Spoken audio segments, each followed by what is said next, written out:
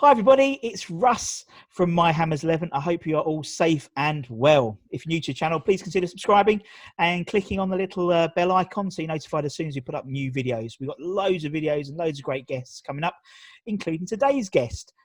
Probably the best way to describe him is Mr. Knees at Mother Brown, Mr. KUMB.com himself. It's Graeme Howlett. Hi Graeme, how are you? Hi Russ, very well thanks. Thank you for having me on.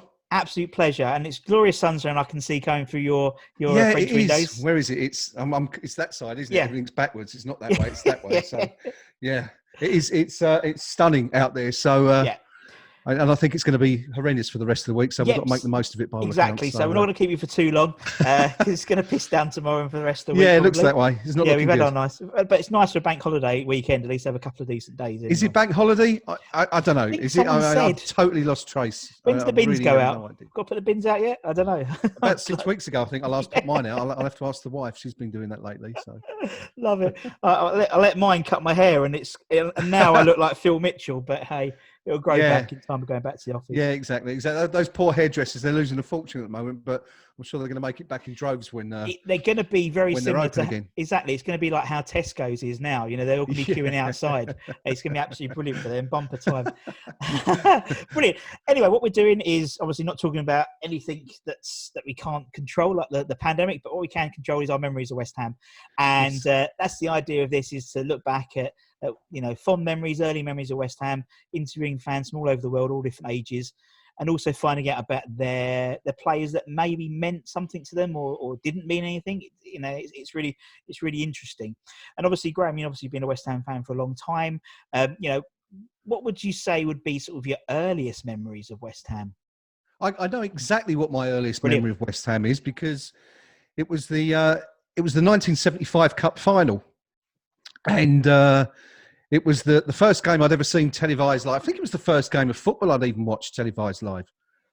And of course, we were there. My dad and my grandfather were both at Wembley. I was just a little bit too small to go, unfortunately. So I was at home with Mum watching it on the TV. So absolutely, yeah, I can remember that. I still remember watching it now. I can still remember West Ham winning the cup. And I sort of thought that it was always going to be like that. Yeah.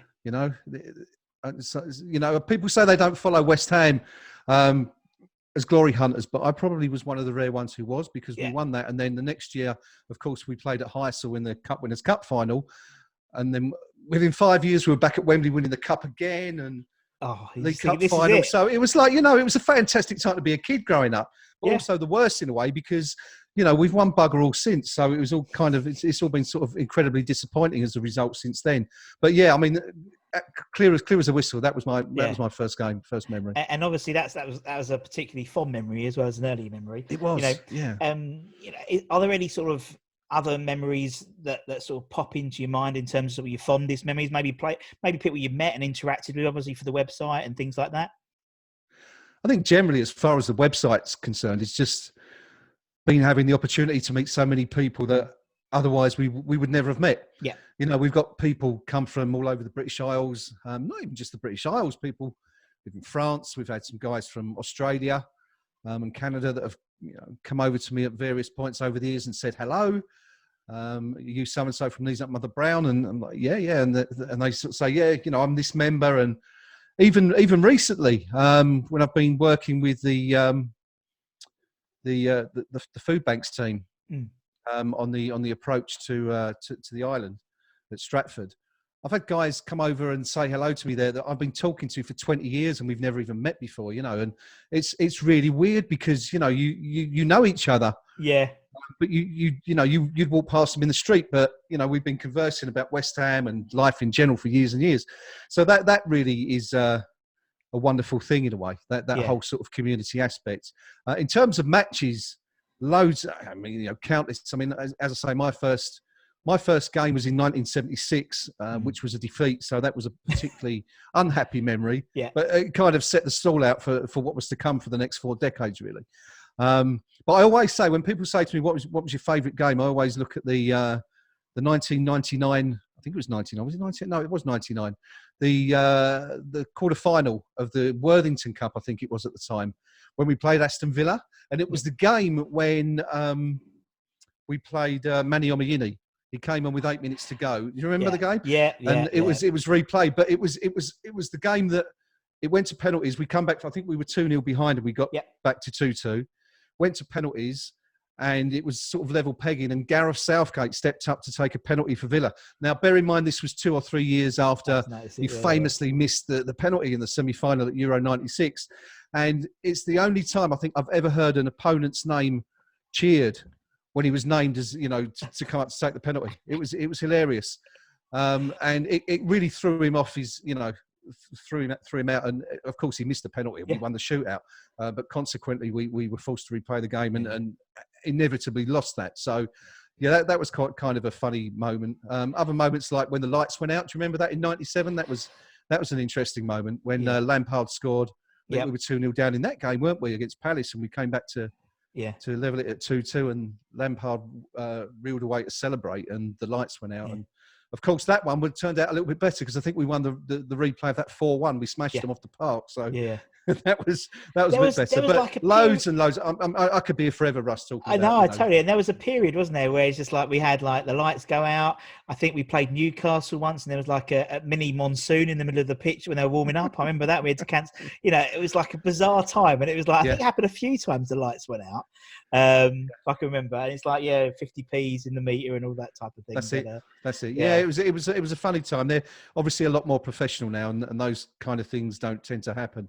We had the famous one in 2000 or 2001, I think, when the club's website put out a story saying that the game would go ahead regardless of the situation. It was snowing, I think, at the time, and they said, come hell or high water, the game would definitely go ahead. And then 2 hours later, my old pal Chris Raystrick, who used to run the official website, had to put out a grovelling message to say, actually, it's not going ahead because we're snowed under.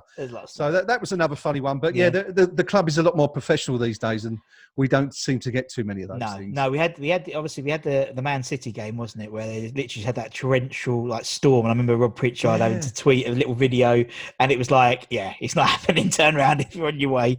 Mental. But you think go on, you go. No, I was just going to say, you mentioned sort of like abandoning games there. I was doing a story recently, and I couldn't think of too many games that had been abandoned. But like this year, we've had 2 or 3, and obviously with where we are now, with the entire season being cancelled, that's obviously a completely unique situation. So perhaps it comes and goes. But who knows? And who knows what's going to happen? If we might be quite regularly calling games off because I don't know, God forbid, but as a player at one club who we're playing has caught something, and we don't know what's happening. But no, it's going to be very interesting. And this is the thing. I mean, I'm quite heavily involved in grassroots football as well, and we're sort of still waiting to see whether or not we're going to be allowed to play any time this year at all. So it's a very, very odd situation for everybody. Because am I right to believe that a lot of the lower ends of the pyramid have basically stopped? They've just said that's it. The grassroots was called off in March for this season. And the sort of further down the football pyramid, I think the National League as well, haven't they? I think so, yeah. It's cancelled. But it's a question of when they go back. Yeah. We're supposed to be going back in September, the end of September. But will we? But the Premier League are talking about not being able to have fans in the ground for several months. So, whether or not you're going to be allowed to have gatherings on the local rec or whatever remains to be seen. But it's a very unusual and unique time for everybody. It is indeed. But it's given us a great opportunity to look back at. Robert Banks has been putting all the season reviews on YouTube.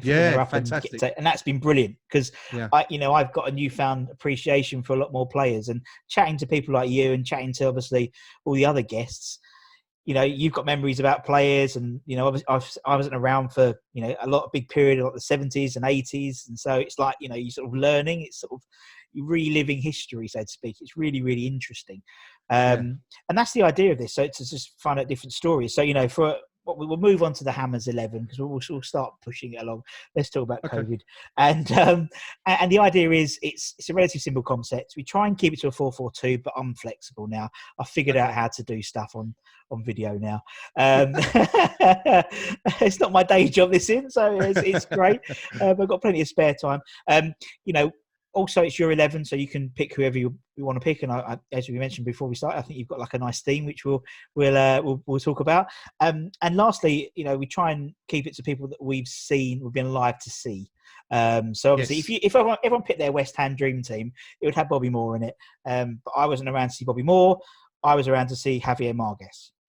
Basically, it seems not quite the same, but yeah. Decent player nonetheless. He had his Javier Marquez had claret hair. How many other players had claret hair? He did, and he also offered the supporters a free weekend in his hotel. Or I say hotel, it was a brothel, wasn't it? If they ever found themselves in Santiago, I think it was. Or something.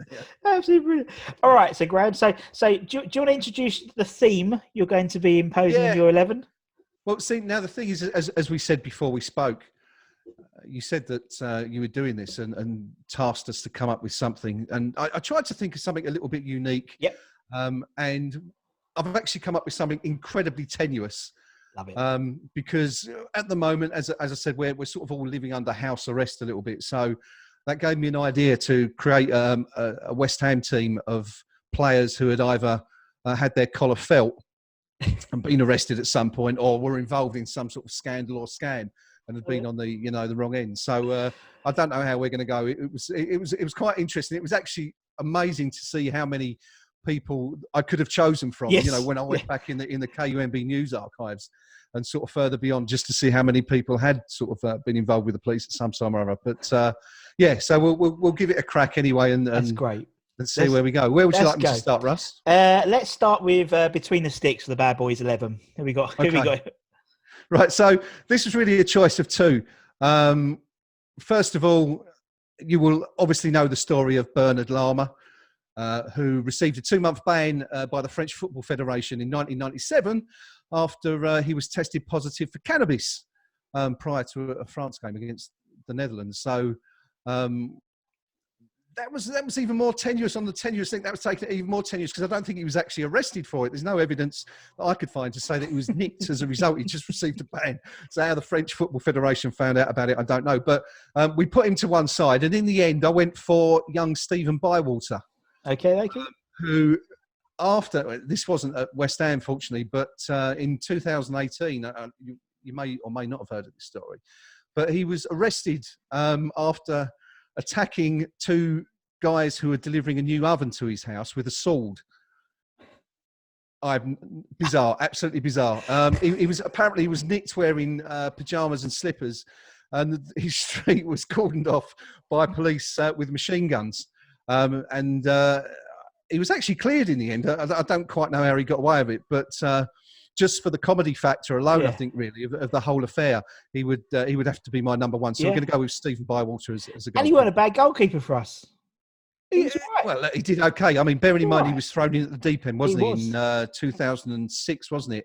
Yeah. When Jimmy Walker had to come off in the final, especially. Oh, yeah. And we were all sort of. Were you there at that day? Yeah. I was there. No, you'll remember sitting there biting your fingernails and thinking, "Christ, here comes Stevie Bywater." He hadn't played a lot before that, had he? He made his debut in that ridiculous game against Bradford, didn't he? 5-4, where he was getting beaten all over the shop. Who was it? Was it Lawrence? Wasn't it? Was it Lawrence, the guy? The guy with the funny, bleached hair, didn't he? Yeah. Who lobbed him from 30 yards and all that. So he definitely had his moments, and he had a decent career in the end. But a funny guy, I think, and someone that was quite well liked at West Ham at the time. But so he's my number one. We're going to start with Stevie Bywater in goal. Okie dokie. Who are we going to go for on left back then, Graeme? Right. So shall I go through the defenders and then I'll tell you sort of who I've come up with? Yeah, of course. I mean, it's funny you mentioned Bobby Moore, because if we're doing an arrested development 11, as I've named the team, your obvious choice is going to be who's the most famous nick in West Ham's history. It's got to be Bobby Moore, isn't it? When he was arrested in Bogota during just prior to the 1970 World Cup finals, when he was the shop owner claimed that he had nicked a bracelet, which was clearly a load of nonsense, and he was framed. But we can't have Bobby Moore. I didn't see Bobby Moore play. I did see Martin Peters play, funnily enough, for Norwich reserves of all teams in the late 1970s, but I never got the chance to see Bob play. So Bob's out. Yeah. Other players we could have had, Gary Charles was a potential fullback. Harry Redknapp paid £1 million, didn't he, to bring him from, was it Porto? Someone in Portugal. In 2000. And he barely played for the club because I think he had a bit of an issue with drink. And I think it was in 2000 he fled the scene of an accident after crashing his Mercedes. But he was so pissed that he left a half-drunk bottle of whiskey in the front seat. So all the evidence was there to see. But Gary Charles didn't make it anyway. I didn't think he was really good enough. We could have had James Tompkins. James Tompkins was arrested outside the Sugar Hut nightclub in Brentwood in 2014. Had a bit of an altercation with a police officer. Manuel da Costa was charged with 3 counts of assault. This isn't really good, this, is it? I'm not sure this is... These, I mean, at least the Bywater one was funny, but these aren't particularly... that was another Essex nightclub. That was at Faces in Ilford in 2010, da Costa.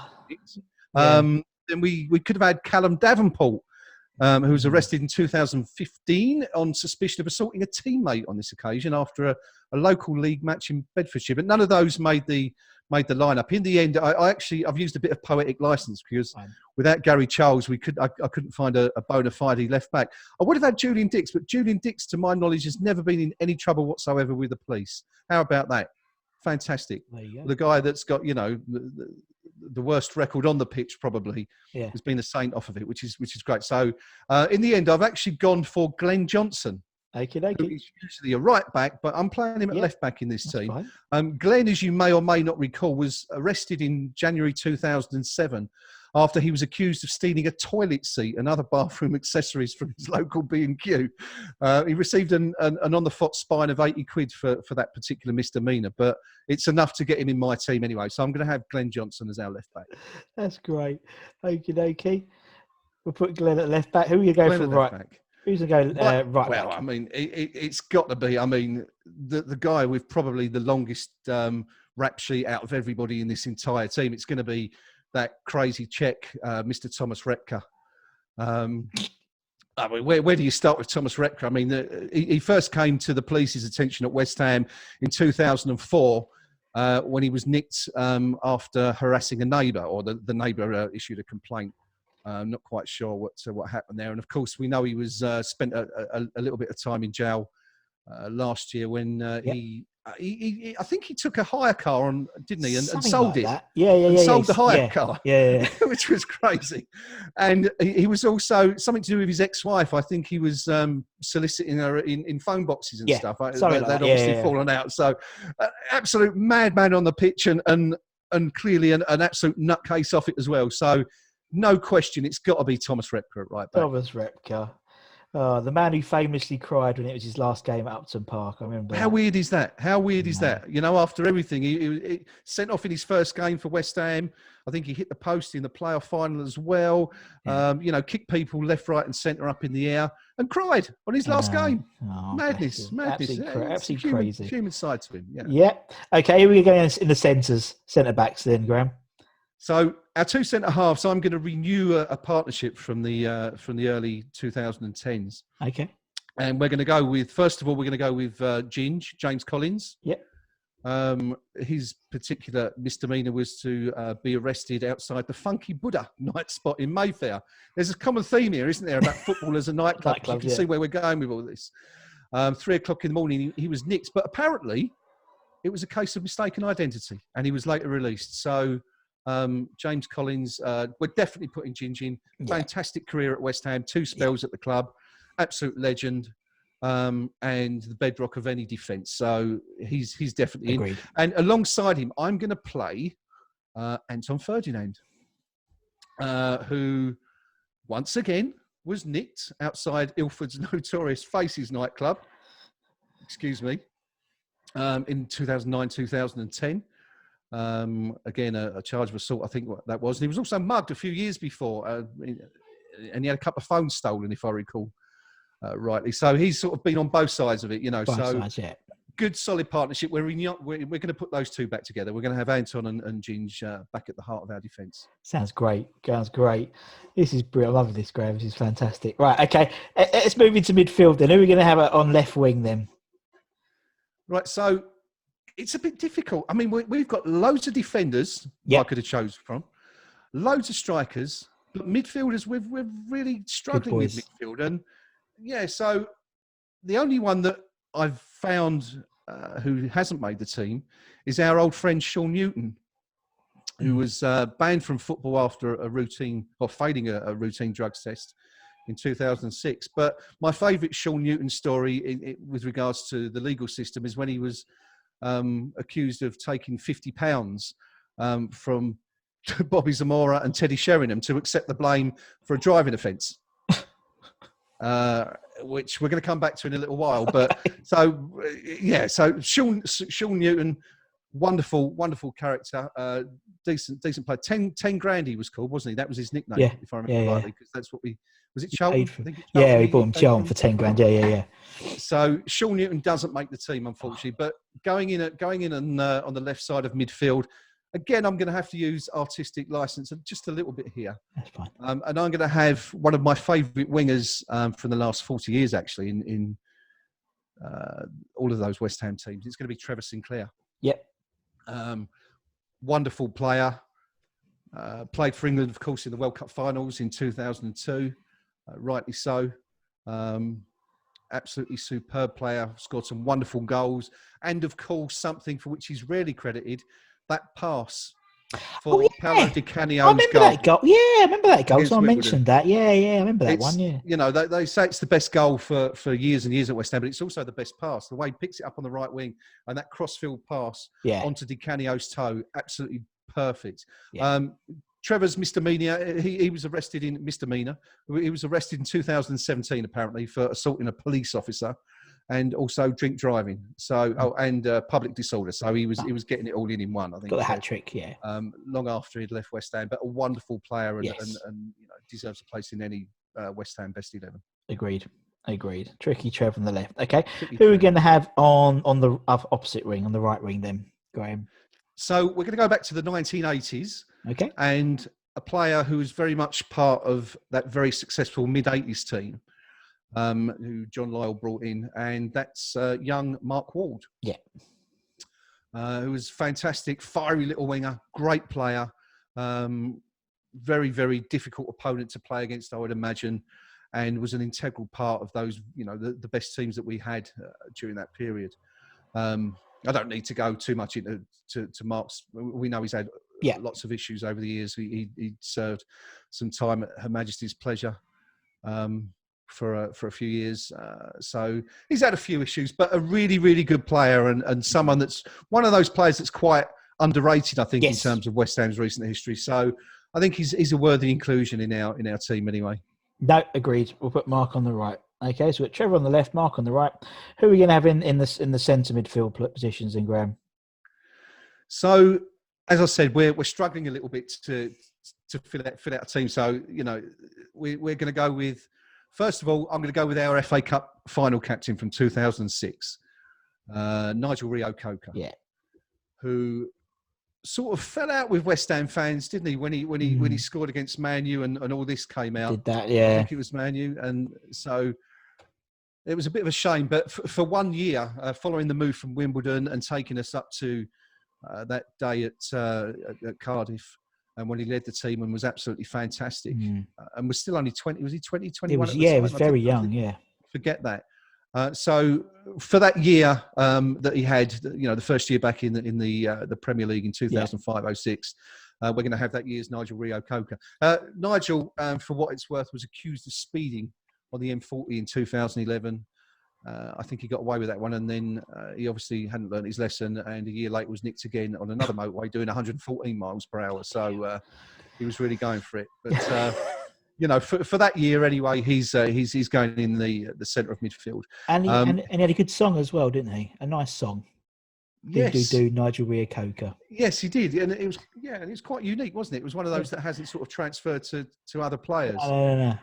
unlike the Carlton Cole song and Joe Cole and or the Piet song, which seems to everyone exactly. that really annoys me. It was our song first. It was. It's really something that really gets my goat. Right, okay, we'll put Nige in at centre. Who's going to partner Nige in the middle then, Graeme? Well, it's got to be the one, if not even West Ham, but England's greatest player who never was. He could have been an absolute superstar, but his head just wasn't in the game. And again, a bit like Nigel, we saw very, very brief glimpses of it, especially at Tottenham, famously in the Carabao Cup. Or no, it wasn't the Carabao Cup, whatever it was before the Carabao Cup. But when we went up to Spurs and he scored an incredibly brilliant goal, mazy dribble from the halfway line through the centre, it's got to be Ravel Morrison. Yeah. Charge sheet as long as you're armed, this lad. Yeah. Assault, harassment, threatening to throw acid in his girlfriend's face, blowing up the house. You name it, he's done it. Could have been an absolute superstar. Yeah. Pissed it all up the wall, and it's a real shame. Just didn't have the temperament to be a professional footballer. I think he's at Sheffield United now, isn't he? Yeah, he's at Sheffield United. Well, I think he's going. Actually, tell a lie. I think he might be on loan to Middlesbrough. I think he went on. Oh, has he gone out again? Oh, okay. Yeah, I think Sheffield United took him on. They signed him, and I think, if I'm right, I'm sure someone will comment and if I'm wrong. But I think he went on loan to Middlesbrough. I think. Okay. I mean, again, as well as the flirting with the law, there's 1,000 stories about Ravel Morrison that everyone's got to tell me. I think my favourite is how when he was at West Ham, the players went into the changing room one day at Chadwell Heath, and they all went to the sort of general area to where there's normally a TV. And one of the players, it might have been Kevin Nolan, noticed that the TV was missing. And they sort of started asking questions. And in the end, Ravel put his hand up and fessed up and said, yeah, I took it. And they were like, well, why did you take the telly, Ravel? And apparently he said, well, I liked it. And that was it. That was his explanation. He stole the telly because he liked it. You know, probably could have brought 500 TVs with the money he'd earned that month, but decided he'd taken a liking to the TV at Chadwell Heath and thought that was it. He was going to take. That probably gives you an idea about the person. About Yeah. But what a player he could have been. You know, we've all seen. Remember at West Ham when we had all those training videos they used to do, and England as well when he was training with England. You know, some of the things he was doing was just. It was always the clips, wasn't it? It was always him. Such a shame. His viral clips. Absolutely. Yeah. Such a shame that he just didn't have the temperament to, to knuckle down and get on with it. And when someone like Sir Alex can't get the best out of him, that should be a huge question mark on his head, but as you said, he'll always be remembered for that goal and that sort of period where he was just amazing. Okay, right, we'll put Ravel in. It's quite a youthful team. I quite like that. We're like Nige. I'm thinking Nige in sort of his 20s, and obviously Ravel. I like that. There's a lot of. We have actually. I've not noticed that. Yeah, I mean, especially when they were at their peak at West Ham. A lot of these were. Yeah. Right. Who are we going to go for in your striker positions then, Graeme? Right. So up front again, we've got a plethora of options. Sure. We could have had some that were considered Diafro Sakho. Who I wrote about last week. It's another one who's a real shame. It looks like his career's over, and he's just 30 years old. But he was nicked for assault, another one in 2015 while at West Ham. Done a couple of naughty things since that. I've sort of seen him in trouble with the law as well. Yeah. I mentioned before that Sean Newton was done for taking that £50 bribe, and apparently it was Bobby Zamora and Teddy Sheringham went to court in 2008. And the charge was that they'd paid a teammate who it transpired was Newton to take responsibility for a driving offence. Madness. Neither of those make it in this particular team, unfortunately. Carlton Cole, the glorious Carlton Cole, who was very, very close to getting into the team. Yeah. Doesn't quite make it. But Carlton, when he was working under Gianfranco Zola, failed a breath test. In September of 2009, but he doesn't quite make the team. We could have had these are a couple of players that you sort of only really flirted with West Ham in the first team. Christian Montano, I'm not sure he even played for the first team, did he? He did. But he was arrested on suspicion of spot fixing a few years ago, apparently. We could have had Diego Tristan, who had that season or half season here on loan. He was banned from driving for 3 years after crashing into a taxi whilst he was here at West Ham. I don't know if it was West Ham that drove him to drink, or whether it was something else, you know. But then again, there's another common theme emerging here. So none of those guys made it. They were all potentials, but none of them get in the team. So I've gone for a Scottish and a Welsh partnership up front. Okay. Yep. So we'll begin with first of all, we're going to go with the mighty Frank Mcaveeney, who, you know, one of the best strikers we've ever had at the club, and again a player who, you know, had that superb couple of years in his first spell. Frank, when his career finished, had a few problems with the law. I think, like many players, didn't really know what to do with himself, and probably mixed in some, you know, the wrong circles, and just made some bad life choices really at the time. Fortunately, he's come out of that, and, you know, everything seems to be going swimmingly well for him now. But Frank Mcaveeney, what a player, Russ, eh? Absolutely incredible player. Again, in that team with Mark Wald in the mid-'80s, absolutely phenomenal. You know, look at those games like that season. You're saying that, so you were looking at Robert Banks' channel. I think, has he got the 85-86 season on there? No, I think he starts sort of the early 90s, I think. Oh, he hasn't got that one. But yeah, I think so. If you get a chance to look at that season, I know it's difficult because a lot of those games weren't televised, were they? Because that's when the strike was on. But you know, that season, Mcaveeney was phenomenal. That game, you know, I think you'll probably have seen the highlights of the game at Chelsea where we smashed them 4-0. Yeah. I think it was Easter 1986. Him and Cotty, that just epitomised what they were about, you know, those two that year. So absolutely, Frank Mcaveeney definitely has to go in. Yeah. For one of our strike positions, and he's going to be partnered by another player who had a fantastic first season at the club. This particular player, known as a bit of a hothead, but I don't think we saw too much of it during his early years at West Ham. But he was arrested in November 1997 at the Swallow Hotel in Waltham Abbey after apparently enjoying a night out with his father a little bit too much. And he spent a night in the cells and was cautioned for it, for drunk and disorderly. But that was about it. And of course, I'm talking about John Hudson. Yeah. Who, without his intervention and that of Paul Kitson, we wouldn't have stayed up in that year, you know, 96, 97. Those two came in and they were absolutely outstanding, out of this world. £3 million, I think we paid Arsenal for him, which seemed an incredible amount of money at the time. But by God, did he pay it back. And of course, we then managed to swizz Wimbledon out of $7.5 million when we sold him a couple of years later. So it was, you know, it sort of turned out well from all points of view there, really. But Hudson and Mcaveeney, can you imagine those two up front together? What a partnership that'd be. If I was one of the centre backs, the opposition, I would not be looking forward to that. Absolutely, they would knock you all over the place, wouldn't they? So I'll give you a minute. Yeah. So those two, I think Hudson and Mcaveeney would be my dream pairing up front. Definitely. Love it. So we got Stephen Bywallace in goal. We got Glen Johnson, Anton, Ginger Pele, Repka in the centre backs. That's a taste. I mean, you know, Repka and Collins together. If you were the left winger, you're not going to have a chance there. Then midfield, we've got Sinks on the left, Mark Ward on the right, Nigel Reo-Coker, and Ravel Morrison, and up front, Mcaveeney and Hudson. I love it. Yeah. I think it's brilliant. Yeah. Graham, it's been absolutely brilliant, and thank you so much research and effort. I really appreciate it. You're welcome. I've got a manager as well if you want to manage it. Go on in. Who's the manager? Well, again, this was a choice of two. I mean, it could have been Sam Allardyce. We know what he's been up to with the FA in England. I mean, that wasn't obviously anything to do with the police, but he was the victim of a crime. Doing my research, I discovered when someone broke into his house and nicked a watch, which the police apparently later recovered and valued at £500. That was until they figured out it was a fake. So Sam Allardyce and fake watches. I mean, it's beautiful, isn't it? You know, it just goes hand in hand. So in the end, I mean, it's got to be the one and only.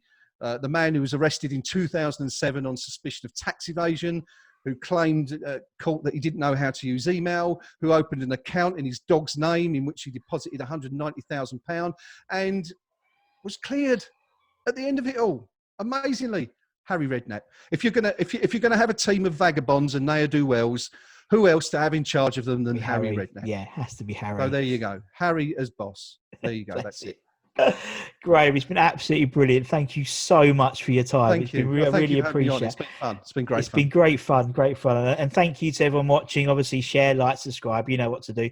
Obviously, watch them all. We've got a whole bunch of new videos coming up. Go back and watch the old ones, relive some of the stories you've heard. And until next time, everybody, stay safe and take care. Bye-bye.